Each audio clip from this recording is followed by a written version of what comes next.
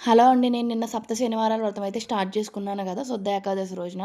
So, అందులో నేను ముడుపు కట్టుకున్నాను కదా! దేవుడి దగ్గర పెట్టుకున్నాను స్వామివారి దగ్గర. ఆ ముడుపు అయితే ఎలా కట్టుకున్నానో ఒకసారి చూపిస్తాను రండి.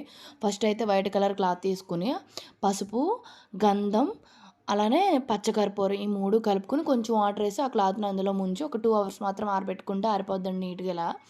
ఈ క్లాత్ ఇంకా మనం దేవుడి ముందు కూర్చునేటప్పుడు పూజకు ముందు ముడుపు కట్టుకోవాలి. దేవుడి ముందు క్లాత్ వేసుకొని అలాగా 5 వైపులా కుంకుమ పెట్టుకొని, మధ్యలో కూడా కుంకుమ పెట్టుకొని, పసుపు, కుంకుమ, గంధం, జవాది పౌడర్, అక్షింతలు, పచ్చకర్పూరం, అలాగే ఎండు ఖర్జూరం 7, ఇలాచి 7, లవంగాలు 7, తులసి దళం 1, పువ్వు రూ. 11. ఇంక నేను రూ. 11 మన ఇష్టం ఎంతైనా పెట్టుకోవచ్చు.